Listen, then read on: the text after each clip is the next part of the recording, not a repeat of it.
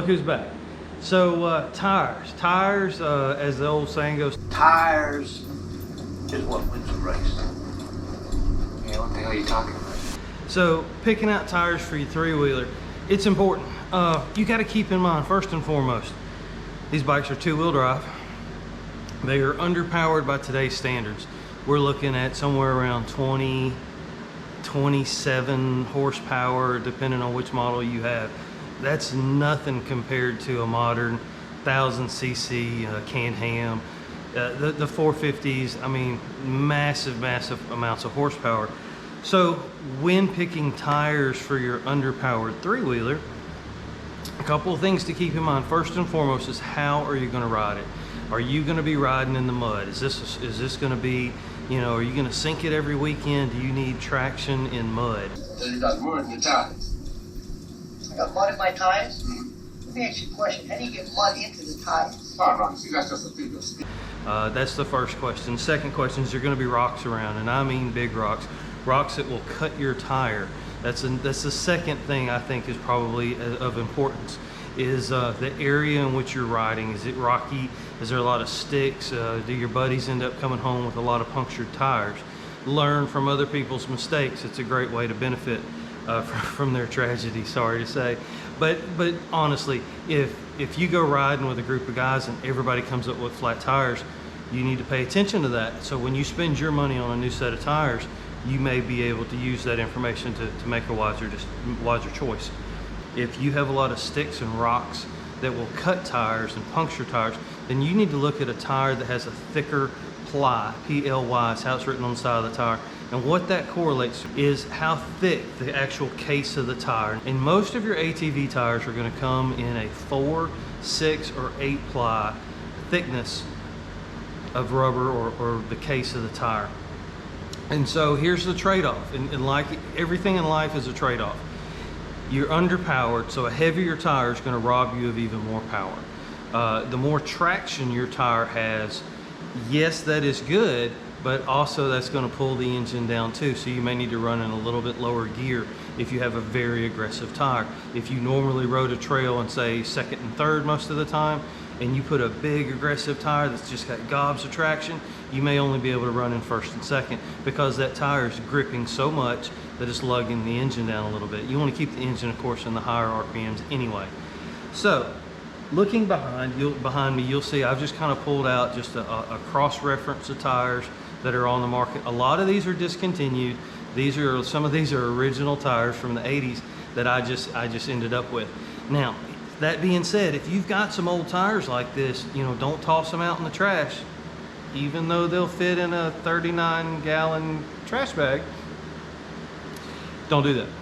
You can put tubes in these tires as long as the tire's not coming apart. You can put a $9 tube, because that's about what they run. His way, my way.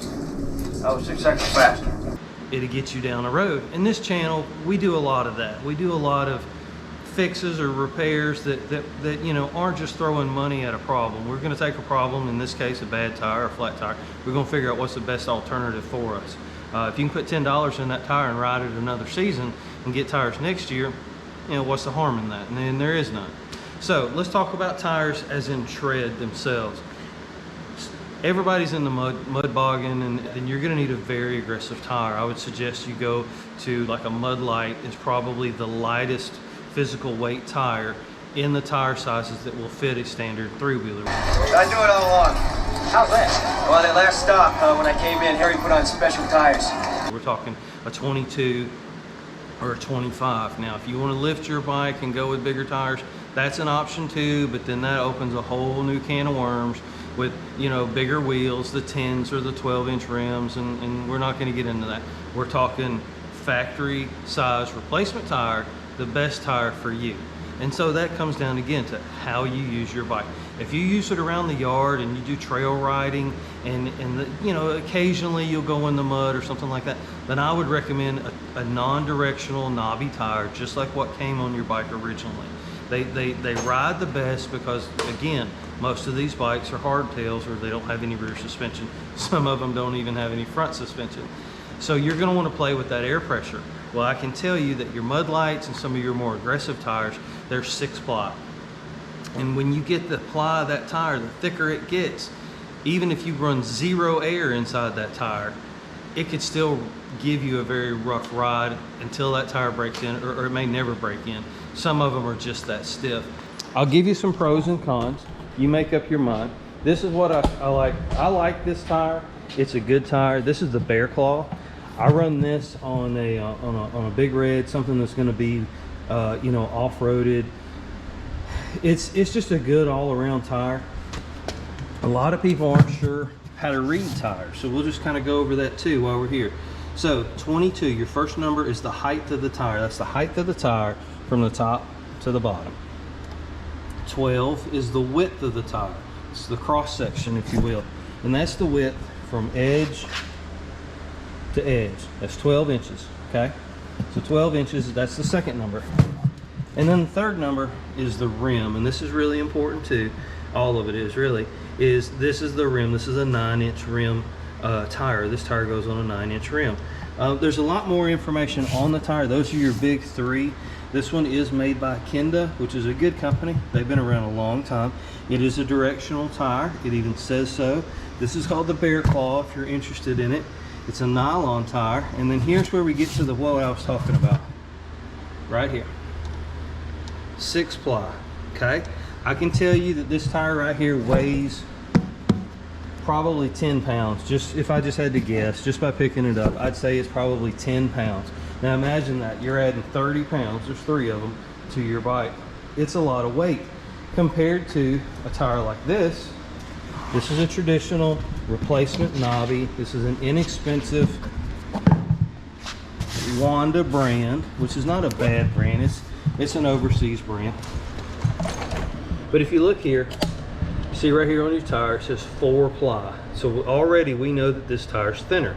This is about the thinnest tires you're going to want to run. And what that's going to do, where it comes into play, is a stick could go through this tire, a rock could cut this tire a lot easier than a 6-ply or you know, a thicker ply tire. Again, depends on where you ride your bike and how you ride your bike. Looking at this tire is also a 22, so it would be the same height. It's an 11 wide, so it's an inch narrower, but this fits an 8-inch rim, which is a huge difference. So these would not go on the same bike, but they are the same height. Now, that said, and I got burned on this one time. Different manufacturers, and this company, I am going to throw them under the bus, called D.I.D. And there's others out there. They will advertise a tire is 25 inches tall, and when you get it mounted up, you're lucky if it's 23.5. So be mindful of that. Look at the reviews on the tires. A lot of guys will list a review. Oh, that tire wasn't as tall as they said, and it's a big deal. There's only so many tires to choose from that fit our bikes, and if you're putting a 25-inch tall tire on your Big Red, you don't want to end up with a 23-inch tall tire. You're just not going to be happy with it. So that being said, watch who you buy from, look at the reviews. Just because it says 20-inch, 22, 24-inch on the side, make sure that that's what it is when you get the tire, when you get it mounted up. Most of these rims are pretty standard. You see here, this is a 400 or a 300 EX wheel. This is a little flat track tire, if you will. That's what I call them. This is an 18. I mean, it's nothing. It's really, really small. Now, here's something else that you can keep in mind with. If you've got a 200 ES Big Red, that's a shaft drive bike. If you've got a SX 250 or a ES 250 or 250 ES Big Red, you can't change the gear ratios. Let's say you want a little bit more bottom end or top end, you can play with the size tires. Changing the height of the tire will change the gear ratio or the final drive of your bike. You put 18s on a bike that come with 20s, you're going to notice a difference. It's going to be the same as if you change the sprocket. You 200X guys, you know what I'm talking about. A lot of y'all go to a 14-inch front sprocket or a 12 to make up for running a smaller tire. So that said, you can run a smaller tire on a chain drive bike and then compensate for that in a sprocket swap. So here we go. This is the difference. Both of these are flat track. These are actually really old. These are Bandits. These are some I'll say original back in the 80s. They're not factory original, but they were a replacement. But that's the difference right there between an 18 and a 20. But that would be a huge difference if you didn't pay attention to what size tire you picked up. Okay, and that would certainly change the final drive of your bike. This tire, the smaller tire, your engine would run higher RPMs, but you'd be a little quicker out of the hole. This tire, you'd be a little slower out of the hole, but you have a little more top end, just by changing the tire size. So that's something to keep in mind. You can go back through here. This is a non-directional, which means that the pattern of the tire, you know, it doesn't matter which way it runs, the pattern is the same. Okay, great for around the yard, pulling trailers, using your bike really the way it was intended. That's why this pattern came on the bike. This style of pattern, I know somebody's going to correct me, this is not an original tire, but it's close. It's the same design. It is a knobby, non-directional pattern, so let's agree to that. Now, this is a skinny tire. This has come off the front of a 200X. This would apply to the guys out there with your 250Rs and your 200Xs. I like a slot pattern. That's what a lot of guys call these. They have a slot. But I'll tell you a little trick. You can get an aluminum rim or a steel rim that fits the front of a 250SX, which I have one, and I've always wanted to do this. I just haven't done it yet. And you can run a skinny wheel on the front of a 250SX, which I think is what that bike lacks to have the real sport look. But this is a lot like the slot pattern. It's, you know, it's non-directional, but the knobs are spaced out enough that the sand and the dirt and so forth will get down in there, and will the happy dog right there. Yeah. Okay, so that's a skinny wheel. Going back to that, these bikes run an 11-inch front rim. You know, I'm gonna say no, you can't put this on a hardtail unless you do a front end swap. If you look at the if you want to get into custom hubs and stuff, that's different. We're just talking about factory replacement here for the most part. This is a 23.5. You'll find this, you can get an 11-inch tire. You can get them in 22s, 23s, 23.5s. I've even seen 24s. Again, that's going to change the front of the bike. It's going to raise it up and down. 8 is about the standard in the width when it comes to a skinny front tire. But that's a nice tire. That's a good setup. Now, some of you guys have been waiting for me to get to these three. These were your Walmart specials in the 80s. Any of those type stores, you would find these tires. These tires are old, but look at them. The tread's still good. They're not dry rotted. There's no tore. This is what I'm talking about. You could spend a couple dollars on some tubes, and you could continue to run these tires. And I promise you, these tires are over 20 years old. They still work. They still work good. These are directionals. You see here, going back to this has an arrow on it, tells us the direction. 22 is our height. 12, of course, this would go on an 8-inch rim. This is the woolly booger. A lot of guys hate these tires. They're heavy, they're stiff, even with no air in them. they're tough, but they last forever. And you know, that's, to some people, that's the most important thing. That tire's 20 years old and look at the tread on it. Now you could say, well, it just wouldn't run much. Well, it wouldn't run much on asphalt, what it wasn't done. You could put a tube in that tire and go. And the only reason I say you put a tube in it, you can patch this one. It does have a nail in it. It's a big screw right there in it. But there is nothing wrong with that tire. You could run that tire today. It's just going to be stiff. It's a thick tire. Now this is called the Striker, and it was a kind of a copy of the woolly booger. It's a directional tire. You see this one is dry rotted. You know, I probably, you know, if I just had an old beater bike, I'd put a $10 tube in it and let it ride. It's not something that I would probably expect to go out on the trail with every weekend. It's just you know, it's a tire. That's all it is. But these work really good in the mud. Anytime you see a pattern like this where it has a large lug or bar, even if it's curved, if you look in your big mud truck tires, you know, this is the pattern that everybody ends up with. Even your big Assassin off-road mud tires, this is the tire that works for the mud. But I'm going to tell you, if you go put this on your 110, you are going to tear up the yard. I mean, they're just not made for turning in, you know, on the grass. It's going to tear up your yard.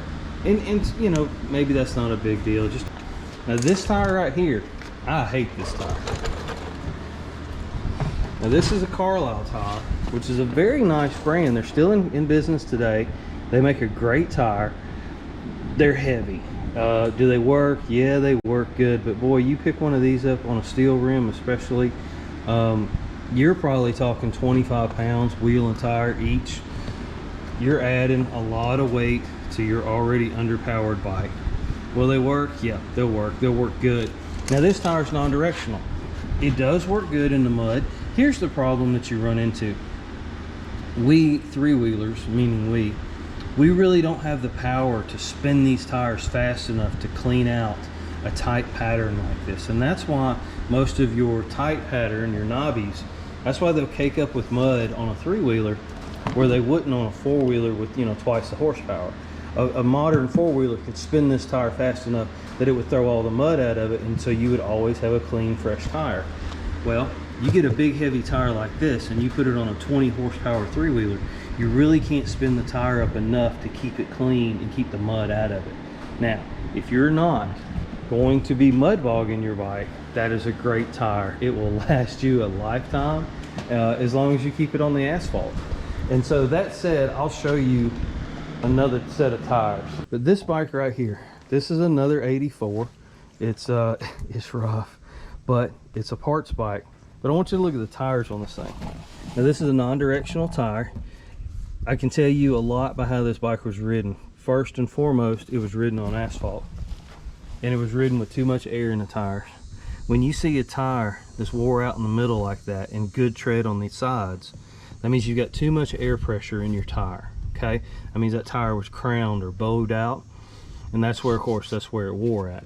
But when you ride one of these bikes on asphalt, and I mean for a lot of asphalt, that's what your tires are going to look like. And I would even go as far as to this guy probably always turns left based on that tire is wore out more than this tire. But anyways, it's just funny.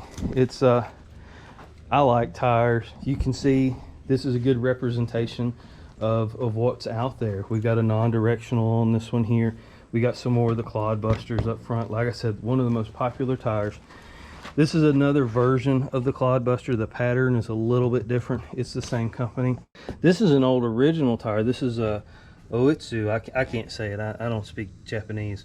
But this is an original tire. And if you look at that pattern, you know, it's kind of a blend between a knobby and a directional. So it probably worked really, really well. That tire's too far gone probably to use. That's tires in a nutshell. You know, how you answer those first three questions, knowing you're dealing with an underpowered bike by today's standards, the ply of the tire, how you're going to use the bike. Is it going to be in mud only, you know, most of its life, or is it going to be in the yard pulling a trailer? Is it just going to be running up and down dirt roads? You know, just wooded trails. It makes a big difference. And where it's going to show up is how you enjoy your bike. If it rides really bad, but because you got really aggressive tires on it, you're not going to enjoy it on a bike with no suspension. You're going to really want a softer tire, something that you can air down. What kind of equipment did you use to find this out? I used a Hewlett Packard 57 10A dual column gas chromatograph with flame analyzation detectors. Uh-huh. Is that thing turbocharged? Only on the floor model. So keep that in mind. Think about how you use your bike. I keep repeating that, but it is important. How you use your bike should dictate how you build your bike. And putting different sets of tires on your bike, it will handle completely different. The same with wheel spacers. A lot of guys wonder about wheel spacers. We'll tackle that now if you want. I like wheel spacers. I wouldn't go over a 2-inch wheel spacer on the rear. They do make them. Some guys are stacking them. And yeah, I think the wheel spacers are strong enough. They're not going to break. That's not my concern. My concern is the further you push those wheels out, the more load you're putting on the center of that axle. Remember, the bearings on the rear axle, they're only probably 4 or 5 inches, 6 inches apart. So you jump or hit a good, you know, gully or something, you're going to bend the axle, especially if, you know, if you space those wheels out. If you want to go to a wider axle, Durablue is probably the most popular aftermarket axle company. They're still in business today, I believe, and they make a 4 and a 6 inch extended axle, but that axle is made to be that wide, and it's made to hit jumps and so forth. And so there's a big difference between spending a little bit of extra money on a professionally made wider axle that's made to be that, you know, to have those loads forced on it, than taking a factory axle and putting loads on it that it was really never designed to do. So that said, I think a 2-inch wheel spacer that's 2 inches on either side nets you 4 inches, which is a substantial amount of width. You will notice it instantly as soon as you ride the bike after putting them on. The bike is more stable, it handles better, it's flatter in the turns, it's less likely to high side, you know, that one wheel will want to come up if you take a corner a little too fast. Depending on the tires, again, we talk about traction, and I keep going back to mud. Here in the South, that's everybody wants to play in the mud, but a lot of you flat track guys, a non-directional tire is going to allow you to slide your bike around. As again, especially an underpowered bike like a 200X. You 250R guys, y'all got power to spare. It really doesn't apply to you.